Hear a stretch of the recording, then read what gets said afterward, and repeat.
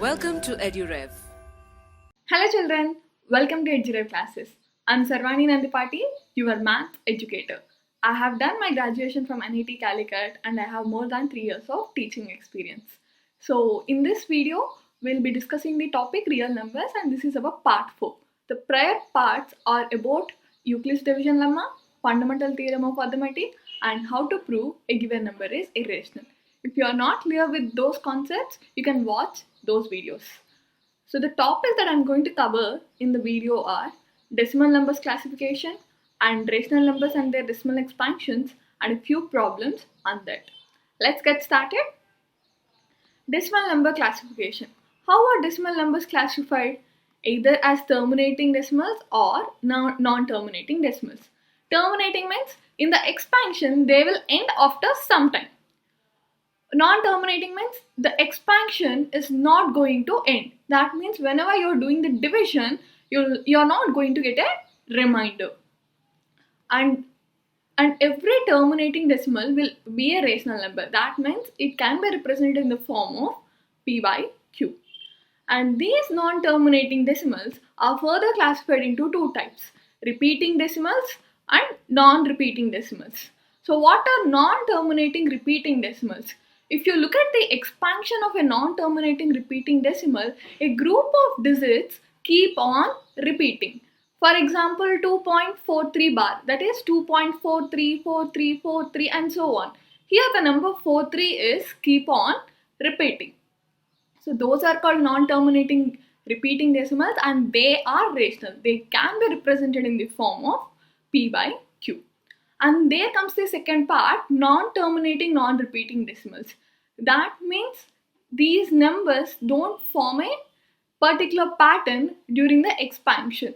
For example, pi or root 2, if you take those numbers or some number like 2.38496 and so on, they don't follow a particular pattern during the expansion. And these numbers are irrational numbers and can never be written in the form of P by Q. In this chapter, we'll be interested to tell whether the given rational number is a terminating decimal or non-terminating repeating decimal without doing the long division. So let's check how we are able to do that. Theorem 1. Let x is equal to p by q be a rational number where p and q are co-primes such that the prime factorization of q is of the form 2 to the power n, 5 to the power m, where n and m are non-negative integers, then x is a decimal which terminates. Take any number, any rational number that is which is written in the form of p by q. Make sure they are co-primes, the p and q. That means they should not have any common factor other than 1. And for those numbers, if you write the prime factorization for q, and if you see the prime factorization is simply in the form of 2 to the power n and 5 to the power m, where n and m represents non-negative integers, then you can tell that the given number is a terminating decimal. Simply just remember, if it is a terminating decimal, the denominator should be written in the form of 2 to the power n and 5 to the power m. But before that, the number should be co-primes. The numerator and the denominator should be co-primes. And the next theorem, it simply says that if you are not able to write the denominator in the form of 2 to the power n, 5 to the power m, given the terms p and q are co-primes, then you will tell that the given rational number is non-terminating repeating decimal. In some books they would have written as non-terminating recurring, both mean same. I just give a small map of it. See, rational numbers are something which can be written in the form of p by q. There will be two types, terminating decimals or non-terminating repeating decimals. When do you say the number is a terminating decimal? If the numerator and denominator are co-primes and the denominator can be written in the form of 2 to the power n and 5 to the power m. And when do you say that it is a non-terminating repeating decimal? When the numerator and denominator are co-primes and the denominator is not written in the form of 2 to the power n and 5 to the power m. So this is the theory part you need to do the problems. Let's look at a problem so that you will understand it more better. Without actually performing the long division, find if 987 by 10,500 will have a terminating or non-terminating repeating decimal expansion. Give reasons for your answer. So what we are supposed to do, we have to write the prime factorization of both the numerator and denominator. If there are any common terms, we should cancel them out. And then we have to check whether the denominator is in the form of 2 to the power n and 5 to the power m. Or just remember the denominator has only 2 and 5. If it has any other numbers other than 2 and 5 also, you will tell it is non-terminating repeating decimal. Or if it has only one of them, like only 2 or only 5 also, you will tell that it is a non-terminating repeating decimal. So let's get started. We will write the prime factorization of 10,500. The last digit is an even number, so it's divisible by 2 5,250 times. And again last digit is 0, so it's again divisible by 2. So it's 2625 times. And what is the last digit here? 5. 5 is divisible by 5. So how many times? 525 times. And again the last digit is 5. So it is again divisible by 5. How many times? 105 times. And again it is divisible by 5. How many times? 21 times. And 21 is divisible by 3. How many times? Or 7. How many times? 3 times. So these are your prime numbers or prime factorization of 10,500. That is simply 2 square 5 cube into 7 into 3. I have just written in the ascending form 2 square 3 into 5 cube into 7. Now some students do a mistake. They'll find only prime factorization of the denominator and they'll check that okay, it has 3 and 7 also, so it is a non-terminating repeating decimal. Don't come to that conclusion. Find for the numerator also prime factorization. What is the prime factorization of 987? What are the sum of the digits? 9 plus 8 plus 7. That is 24. 24 is divisible by 3. So I can do the division with 3. How many times it will go? 329 times. Right? And will this number be divisible by 7? What is the check I have told you? Simply double the last digit and subtract it from the remaining digits. What is the last digit here? 9. If you double that, it will be 18. Subtract 18 from the remaining digits, that is 32. What will be 32 minus 18? It is simply 14. The number 14 is divisible by 7. So this number 329 is also divisible by 7. So I am dividing it with 7. The answer will be 47 or the question will be 47. In case if you don't know the rule, you have to go for the trial and error methods and do the long division. It will be time consuming. In case if you want to look at all the divisibility rules, that can be divisibility rules from 2 to 12, you can check the basics video. I have covered it there. So now what are the, and we know the number 47 is a prime number, so we need not do it further. So how can I write 987? Simply 3 into 7 into 47. So what will be 987 by 10,500? The numerator will be 3 into 7 into 47 and the denominator will be 2 square into 3 into 5 cube into 7. So what terms gets cancelled here? This 7 gets cancelled, right? And 3 also gets cancelled. So what are left out? In the numerator 47 and in the denominator 2 square 5 cube. Here only the terms 2 and 5 came together. If 2 and 5 only come together, then you can tell that the given expansion is a terminating decimal. Remember, if the denominator has only the prime factors 2 and 5, then you can tell that the given expansion is terminating decimal. Before that, check whether P and Q are co-primes or not. That means they should not have any common factor. You please don't come to the conclusion that looking at here, it has the terms 3 and 7 also, so it is a non-terminating repeating decimal. You have to do for the numerator also prime factorization and then only come to the conclusion. I hope it is clear. I am moving on to the next slide. The decimal expansion of the rational number 14587 by 1250 will terminate after 1 decimal place, 2 decimal places, 3 decimal places or 4 decimal places. This question can be done in 2 methods. I will be explaining both. So whichever you find it comfortable, you can follow that. So method 1 is I'm going to write the prime factorization for the denominator.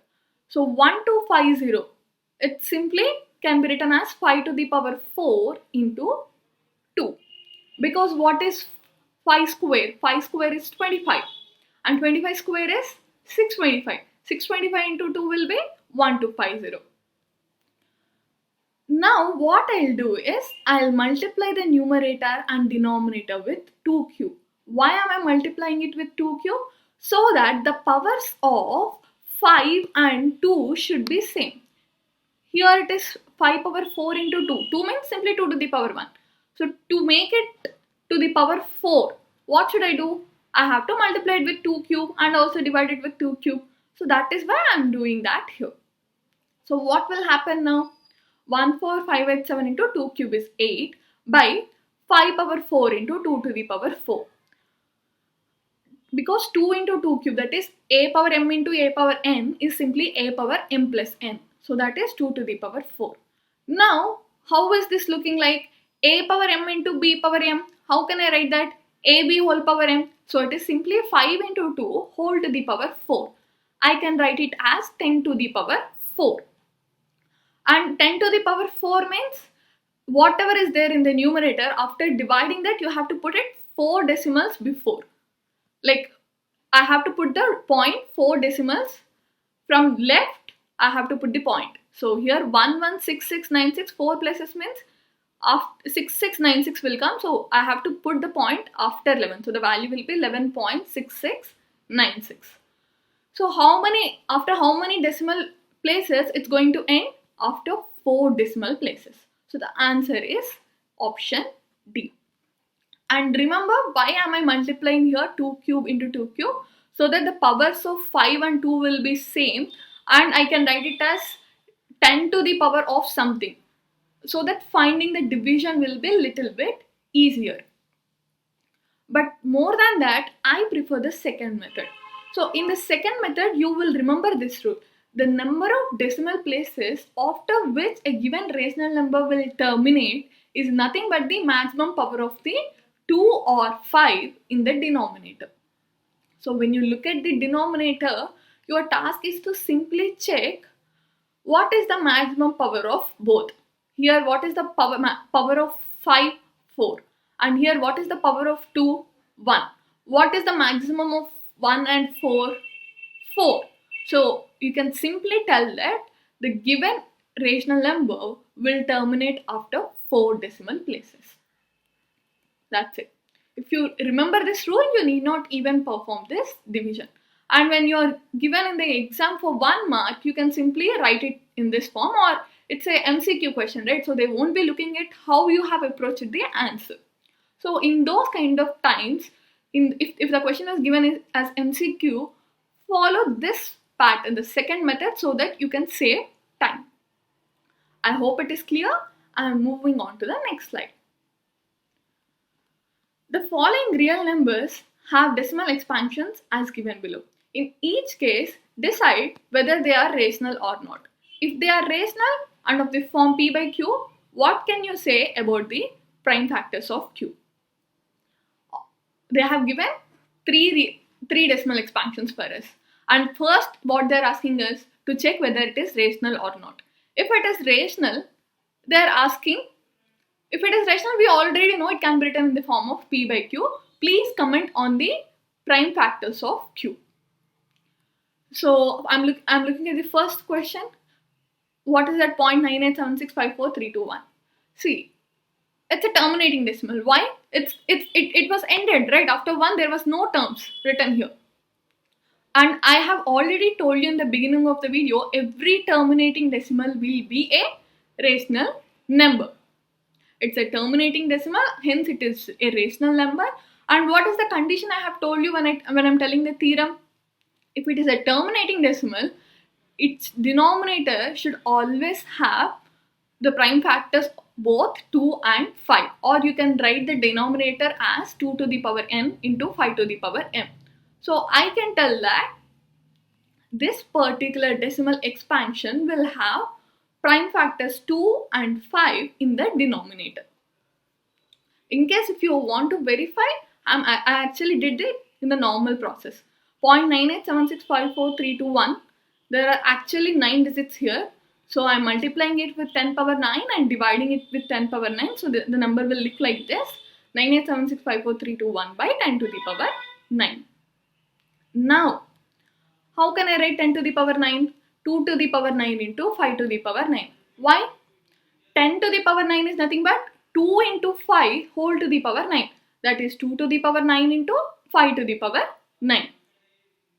And will these numbers be divisible? Is there any numbers that gets divisible? If it is supposed to be divisible by 2, the last number should be even. Here the last number is 1. So these numbers are not divisible. And look at these two numbers. If it is supposed to be divisible by 5, last digit should be either 0 or 5. And it is 1. So it is not even divisible by 5.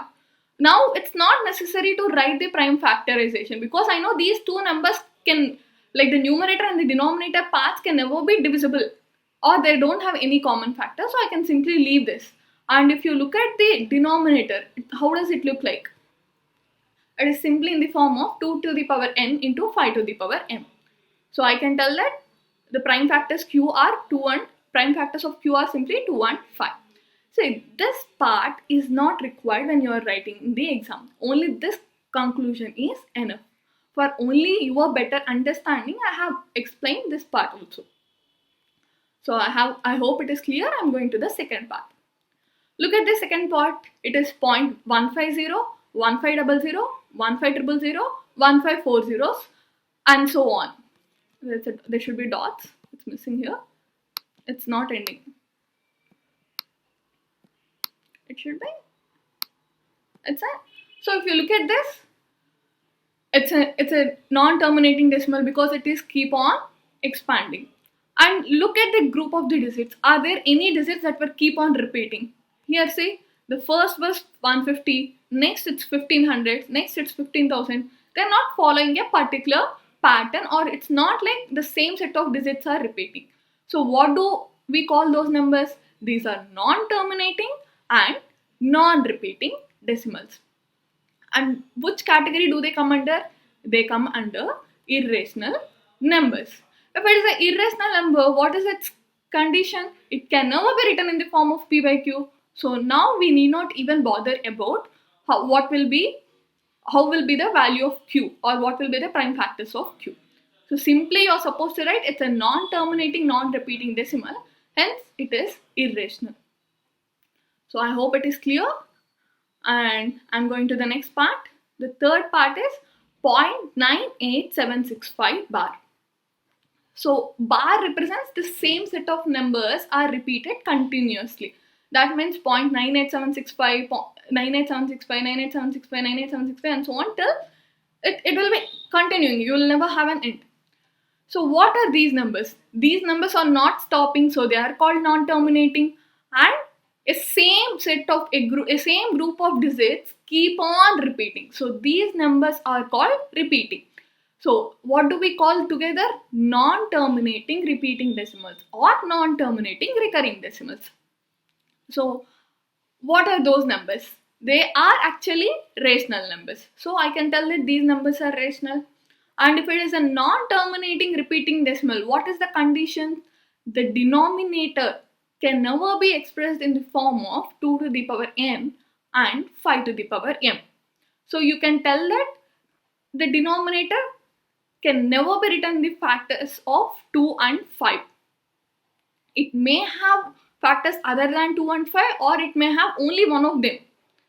We cannot conclude about that, but one thing we can say clearly is it will not have 2 and 5 together. If you want to check how does the decimal expansion look like, I'm actually going to do that as well. In the exam, it's not necessary to write this part. For only your better understanding, I'm doing this. So how do we write these kind of numbers as a rational number? How many digits are repeating? 1, 2, 3, 4, 5. So you have to consider this term as x and multiply it with 10 to the power 5x. Or what is 10 to the power 5x? 1 lakhs x.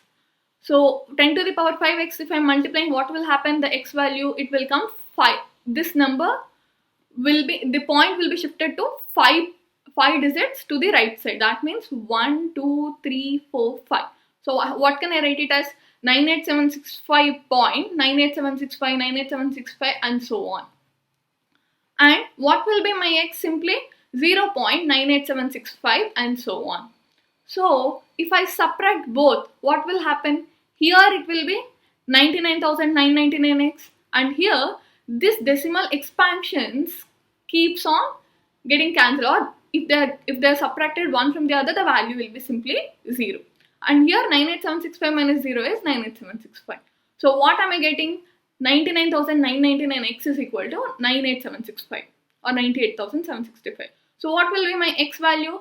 98,765 by 99,999. And if I try to write the prime factors of them, it's 5 into 19,753 by 3 square into 41 into 271. I have done the same process that we have learned before, the long division process, and I have found it here. And if you check at them, do they have any common factors? No. And if you look at the denominator, what are the prime factors that you are going to have? 3, 41 and 271, right? And P and Q are co-primes. The numerator and denominator are co-primes. So what did we understand? The denominator was not written in the form of 2 to the power n and 5 to the power m. So what is the conclusion you can come? If it's a non-terminating repeating decimal, the denominator part of it will not be written in the prime factorization of 2 to the power n, 5 to the power m. Or you can tell that the denominator cannot be written as the prime factors of 2 and 5 alone. It can have some other factors, or it may not have either 2 or 5 also. So all these cases comes under non-terminating repeating decimals. I hope it is clear, and I'm moving on to the next slide. So with this, I'll be ending today's video session. In this video, we have learned about the decimal expansions and how they are classified, and when do you say a given decimal is a rational number and when it is an irrational number, and how to tell whether the given rational number is a terminating decimal or non-terminating, non-repeating decimal without performing the long division. We have already covered the concept. In case if you want to look at the summary, you can check the notes section. And if you want to practice more tests, you can subscribe in the EduRev Infinity platform and do it. And if you write the test there, you will also get a national-wide ranking, which will help you to understand and improve your performance much more better. And all the tests or all the practice papers, whatever you see in the EduRev Infinity platform, are prepared by NCERT experts and according to the levels of NCERT. I hope you like the session. Thanks for staying tuned. All the best.